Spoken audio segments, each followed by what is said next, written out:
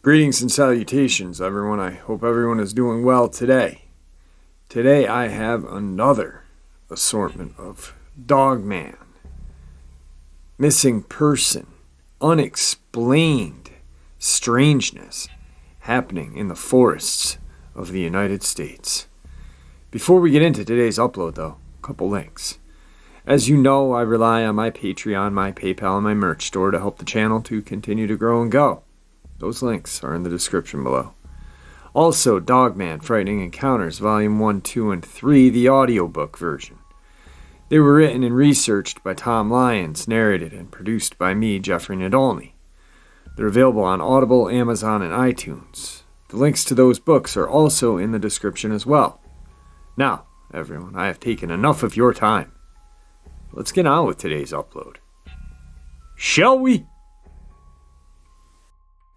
Alright guys, before we get into this, I want to share something with you.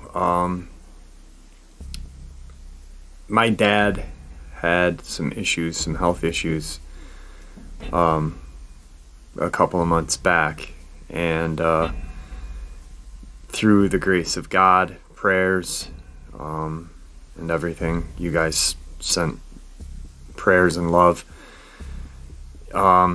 he's on the way of recovery. He's got this wound maintenance machine that he's going to have to carry around for a very long time, but he's slowly getting better. Will he be 100%? I don't think so. I'm going to be truthful, but he'll be alive. So the other day we have a small newspaper. It's a local newspaper. It's one of those free circulars, I guess, called the Chronicle, and it's from the town I live in, Glens Falls, New York, and it talks in regards to the update on the Montana bicyclist camper who was savagely mauled by what they say was a grizzly bear. Well, my dad reads it and calls me up and says, "Jeff, I really think the Dogman did this." And I'm like, "Why?" And he said, "Well, I just read this in the Chronicle, and they were talking about how a day after, on a Thursday, this lady came home, her door was ripped off, there were scratch marks all over the walls of her home." I'm like, "You know what, Dad?" I go, "I appreciate that, but I already did the upload, and it's just cool that we think the same." I just wanted to share that with you guys because I think it's pretty funny. I mean, we're talking about a guy who is just, I don't even know. You know, he retired from the service, retired from a paper mill. The guy's seen some shit in his days. He's just, they used to call him the Bulldog. And, you know, at work, because he was the union safety officer. And he was just an asshole, I guess. But it was just cool that he is on the same page as I am. But anyway, I take enough of your time anyway in the beginning, so I just wanted to share that with you guys. So I hope it put a smile on your face. Thank you for all the prayers and love. Today's first part of the upload. A few years ago, my friends and I went on a 45-mile, 3-night kayaking trip down the Green River in Kentucky, which runs above the Mammoth Cave System, the world's longest known cave system with more than 400 miles of surveyed passageways. We brought everything we needed in our kayaks and one canoe. Food, tent, water filtration system, etc. We camped each night on a riverbank when it started to get dark and we found level enough ground. The first night was uneventful, except to say there was nothing like a wall of fireflies against the mountainous, black tree line at night in the middle of nowhere. The second day, around sunset, after a long day of kayaking and baking in the July heat, we came upon a stream on the bank that opened up into a large ravine. The stream, as we found out, was a cave spring, pouring out blue, freezing, cold cave water into a lagoon. about 30 feet wide and so deep the blue water turned black after a few feet. The lagoon had a long sandy beach secluded by hills on either side and a tall overhanging cliff behind and above us. It was a beautiful, otherworldly place. Time moved very slow there. We decided to camp there for the night. The sand was soft, white, and very fine. Ideal for ground sleeping. For some reason, the place deeply frightened me, but I didn't speak up. We were all tired and everyone was having fun. We built a small fire and enjoyed the stars through the leafy canopy for a while before everyone went to bed. I slept hard that night. At around 5 in the morning, I woke up with the urge to relieve myself. It was still dark. I had the tent door zipper about halfway open, and I had just popped my head out when I heard a loud and terrible roar/scream. I immediately cowered back into the tent and zipped it closed and waited. The scream came from about 10 feet to my left, near the dwindling fire. It was a high-pitched, but not like an owl's scream, although I'm not ruling it out. It was a wretched, pained scream that got lower-pitched at the end. Now, being that we were in the middle of nowhere, Kentucky, most likely it was a fox or a boar or some kind of bird. Whatever it was, I lie awake for an hour listening. I heard absolutely nothing. Granted, we were on a soft beach, but I didn't hear a single twig snap or a leaf crinkle when whatever it was finally shuffled away. It was bizarre. I should mention at this time that up the beach and off to the side of the lagoon was a small, dry cave opening, maybe 3 feet wide. I can't say with any certainty that it is not some ancient cave-dwelling creature that surfaced to investigate our camp. I somehow fell back to sleep and awoke the next morning shaken. I asked any of my friends if they heard the scream, and no one had. We pressed down the Green River. The third night, at dusk, we came upon a large rocky beach. We pulled our boats ashore and decided this would have to be done, as we didn't want to go further downriver, risking being stuck in the water at dark. This rocky beach was where the river split into two, and in the middle formed a collection of pale rock, tall grass, dried-out wood, a desolate pile of muck the size of a football field. The landmass was covered in jumping sand spiders and tiny frogs, again otherworldly. We set up camp, ate, and all went to bed around the same time. It was silent for probably 20 to 30 minutes. I'm not really sure. I was asleep, as the others most likely were. Suddenly my dream was interrupted by what sounded like a booming, loud, mechanical wooden beast. I awoke and shot straight up. It was truly the loudest thing I had ever heard. It sounded like a massive bulldozer tearing down a huge steel and wood building. Then came a boom, followed by its echo throughout the river valley. The animals shifted and the birds flew away. We were all awoke by this crash and yelling in confusion to each other in our tents. Eventually, we all decided that it was just a tree falling and went back to sleep. The next morning, I thought about it some more. It didn't sound like just a tree falling. It almost had a roar-like quality. We found no evidence of anything out of the ordinary, so we packed up and headed out onto the river one last time to head home. My friends and I still talk about that trip. We did the same kayak trip a couple years later, and nothing out of the ordinary happened. No mysterious forest noise. Now, really quick, what's creepy about this is if you Google Mammoth Cave 2 Land Between the Lakes, it's the river. You're traveling on that river.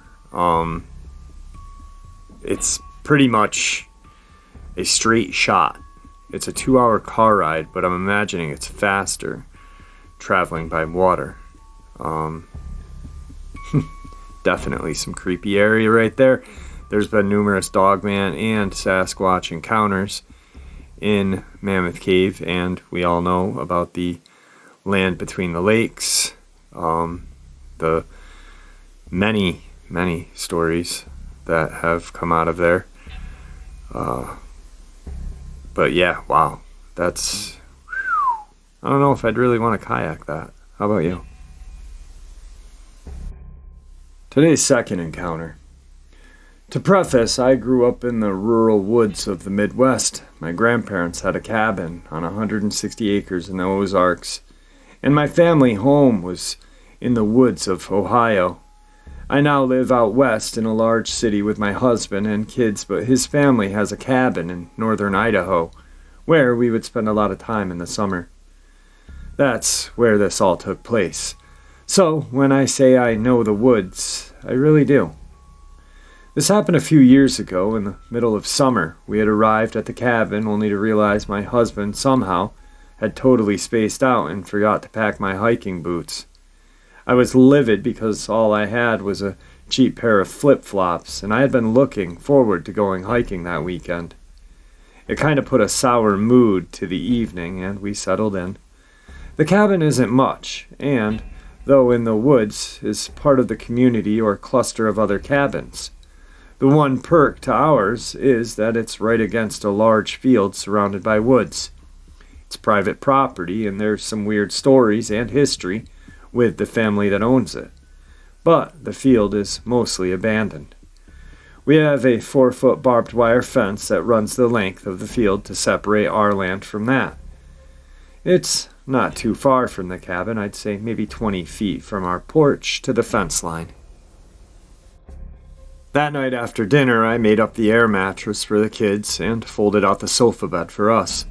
Soon, everyone else was asleep, but since I have horrible insomnia, I was still up at around 2 a.m., reading my Kindle and sipping my wine when I heard the most god-awful noise outside. I slipped on my flip-flops and poked my head out the front door. There was a sound coming from the field. I stepped out onto the porch to listen more intently. It's the sound of a coyote being hurt. At first, I thought it was possibly stuck in a trap, and I got so angry. My husband's family are known for our dogs, and the idea of someone trapping near us made me so angry. I can't tell you how or why, but every cell in my body was screaming for me to help it. I ran inside to get the flashlight. It was a new moon, so zero light outside. And, once again, found myself upset because I didn't have my boots. There was no way I was going to make it, even to the fence line with my flip-flops. Between the woods and the terrain, it was happening near the corner of our property. That can be the best called the trash heap, abandoned camper, woodpile, metal drums for burning, etc. I had no idea what I could even do to help, but I just so badly felt like I needed to do something. So I went back outside. All I could do was listen. The more I listened, the more I realized it was being attacked by something. And that's when the hair on my neck stood up. I realized everything was dead quiet. I've never before or after heard the woods like that. Whatever was attacking that coyote was doing it silently. No snarl, no bark, no yip or growl. And as I stood there frozen and listening, I heard the final noises as the coyote died. I had tears in my eyes because it was such an awful sound. As soon as it died, I was hit with a force of sounds around me. Suddenly the neighbors' dogs were howling and barking, the bugs and crickets started up. It was like a switch had been flipped. It went from no sound to all of the sounds in the blink of an eye. That's when I heard the footsteps. Whatever had attacked the coyote was suddenly on our side of the fence. It was walking along the fence line and clearly bipedal. I can't stress this enough. I grew up in the woods. Humans and animals sound different, and this sounded bipedal. It was clearly walking on 2 legs. I kept staring along the line, trying to see whatever it was. But as the footsteps grew closer to the middle of the property, and still I couldn't see anything, I panicked and quickly ran back into the cabin. I locked the door, grabbed a hatchet, and woke my husband up. I couldn't believe he was able to sleep through everything. He hadn't heard a thing. The next morning, we went directly to where I told him the sound was coming from, the attack, but couldn't see anything. Though the field at this time of year is 4-foot tall grass, we didn't expect to see anything, and I was not about to hop that fence and go looking for trouble. I will say I have never been so thankful for not having boots that weekend, because without a doubt I would have tried to hop that fence that night. I just know I would have. Something in me was screaming out to make it stop. Anyway, I'm sure I'm rambling a bit. I felt so alone for this for years. My husband believes me, but we have no logical answer. Today's third part of the upload. A couple nights ago, I saw something I still can't fully understand or explain. First, a little background. I live in mid-Michigan in a small residential suburban town surrounded by cornfields. You know the type. However, I do live in a more populated area as my parents' house, where I currently reside, is located within walking distance from our downtown. Our street is by no means desolate, dark, or isolated, and most of the houses are fairly close to one another. A pretty urban setting given the town itself. Okay, back to the other night. It was about 2:30 in the morning, and since it's pretty normal for me to be up late, me and my dog have developed what I call our little routine. He comes to my door, lets out a huff to inform me that he's there, and then we go downstairs, where I let him outside through the front door to go to the bathroom. After completing his business, he comes in and we share a midnight snack of ham straight from the fridge. Now keep in mind my dog is extremely well trained and very old. He doesn't need a leash or a fence to keep him from running away. He always comes right back after he's done. He'll even wait at the door if you're not there. So on this particular night, I open the door for him, and I'm just about to turn and walk away so I can prepare our midnight snack when I notice he's still standing on the porch, staring across the street. This isn't completely out of the norm for him, but this was lasting a bit longer than normal. When he finally jumps off the porch, I follow his line of sight where he has been staring, and I see what looks like a large dog or maybe even a wolf slinking across my neighbor's yard on the other side of the street. For the first few seconds, I'm trying to figure out what the hell this thing is, because it looks like it could be a dog, but something's not right. It's too long, and the way it's moving is not normal. And even though it's only about 50 feet away, it looks like it's blurry. I can't think of another way to describe it. Nonetheless, none of this made sense. At this point, I go into panic mode because so far this creature hasn't seemed to notice me or my dog, but if it does, my dog doesn't stand a chance. Like I said, he's old, and also a Pomeranian. Whatever this thing was, it would destroy him with no doubt. I decide to slowly open the outer glass door, hoping to create just enough noise to alert my dog that it's time to come in, but not enough for whatever this thing is to hear me. Luckily, my dog notices right away and starts running back toward me. But at the same time, this dog creature starts turning toward me as well, and slowly. It almost felt fake how unnatural it moved, like animatronics or something. I'm not even sure what I'm looking at, but I have this indiscernible feeling that I'm not supposed to be seeing it. So as this thing is turning to look at me, my dog is coming through the door simultaneously, and for about 1 second I take my eyes off this creature thing to look down at my dog and close the door. When I look back up, this thing has moved about 30 feet to the left into my neighbor's driveway rather than their yard, and is standing on its hind fucking legs at around 7 to 8 feet tall, staring at me. Now I'm really freaked out. How did it move so quickly, and how did it not make a single sound? How's it so tall? I literally looked away for maybe a second. I look away again and lock the door and gather myself, only to look again and see absolutely nothing. It was gone. This whole ordeal only lasted maybe 20 to 30 seconds total. Shaking, I give my dog his ham and mine, and I run downstairs to my brother's room in the basement to tell him what just happened. Being the normal 19-year-old and playing video games, his response was, "Wow, that's super weird." But honestly, I just need to tell somebody to confirm that what just happened actually happened, and that I wouldn't wake up the next day and convince myself it was a dream. Over the last few days, I've told anyone who would listen about what I saw, including my parents. Those who are closer to me seemed a bit more unnerved because, like I mentioned earlier, I don't usually believe in this type of thing.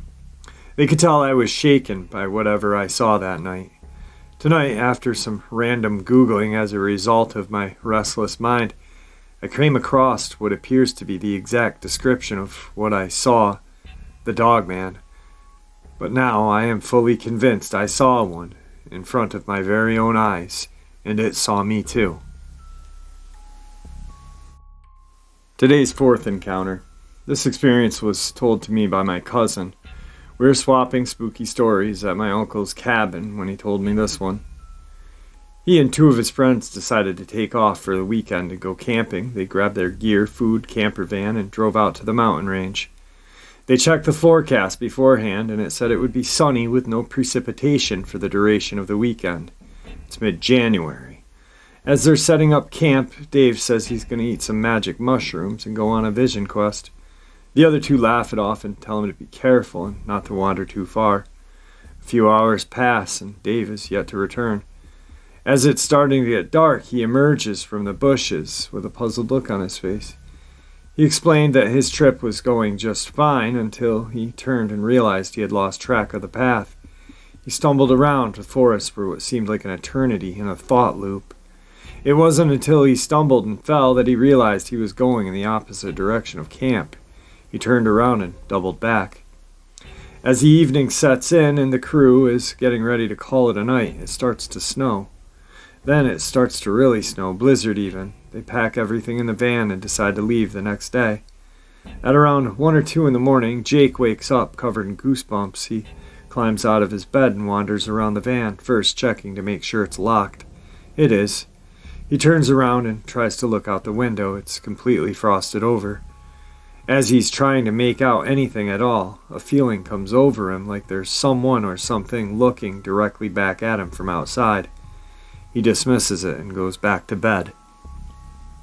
The next morning, they're awakened to the snow coming down. Jake, still thinking about last night, walks around to the window he felt uneasy at.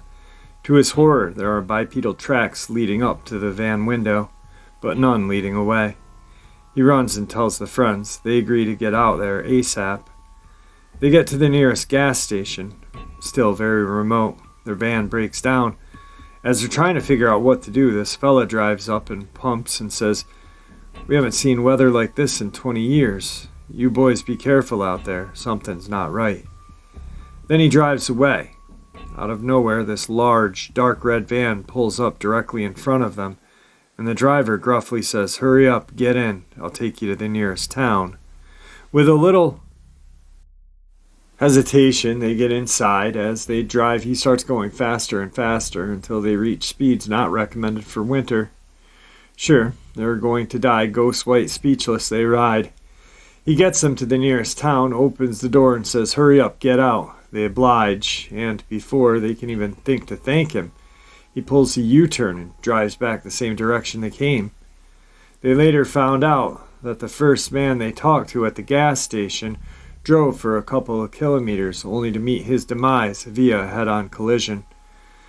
It's a crazy world we live in. It's a strange story. It comes from a very honest person as well. He wouldn't have exaggerated the details.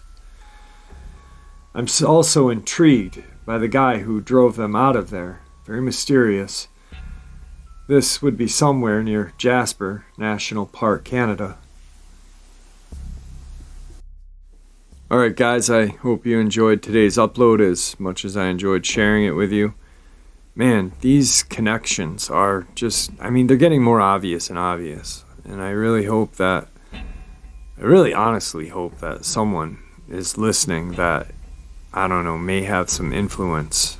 And, I know I don't have 1 million subscribers. I have 20,000 plus, but I'm hitting ears. There are people listening,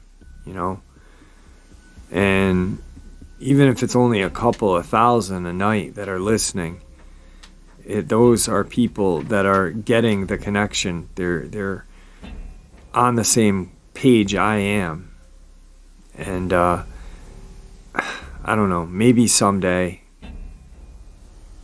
the powers that be will catch on and know that we know. I mean, they can't be that stupid.